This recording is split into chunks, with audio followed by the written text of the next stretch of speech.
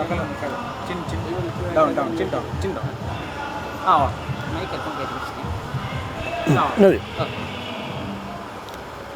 ക്ഷേത്രത്തിൻ്റെ ഒരു വളരെ വലിയ വിശേഷമാർന്ന സവിശേഷത എന്തെന്ന് ചോദിച്ചാൽ, ഇവിടെ 2 നടകളിൽ പണമടച്ച് റെസിപ്റ്റ് വാങ്ങിച്ചാൽ തുറക്കുന്ന 2 നടകളുണ്ട്. ഒന്ന് നമ്മുടെ പാപകർമ്മങ്ങൾ തീർക്കുന്നതിന്, അതായത് നമ്മൾ എന്ത് കാര്യം വിചാരിക്കുമോ ആ കാര്യം സാധിച്ചു കിട്ടുന്ന കാര്യസിദ്ധിക്കായിട്ടുള്ള നട, മൂത്തമ്മ എന്ന് പറയാം. അമ്മയുടെ നട തുറക്കുന്നതിന് പണമടച്ച് റെസിപ്റ്റ് കൊണ്ട് കൊടുക്കണം.